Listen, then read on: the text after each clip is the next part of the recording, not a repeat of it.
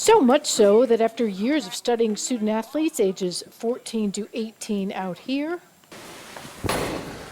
and replicating those hits in here, researchers inside this Human Injury Research and Regenerative Technologies Lab, or HURT as it's called, at Ohio's University of Cincinnati Bioscience Center, concluded every hit matters. Every hit that a football player or soccer player takes matters. It adds up.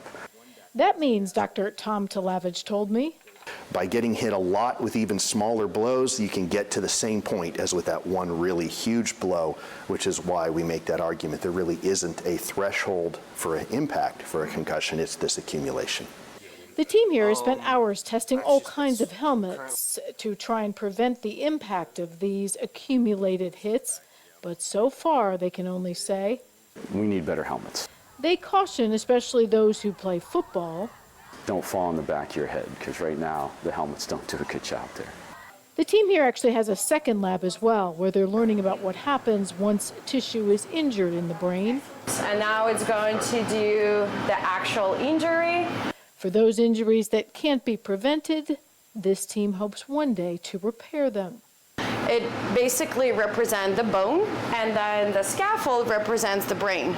Since the scaffold has highways, it appears, that can't be repaired after too many blows to the brain.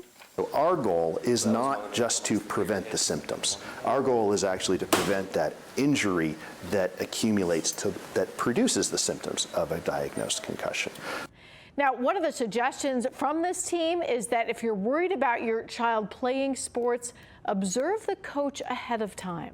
Football is supposed to be every play is a 3 or 4 second chess match, not a brawl.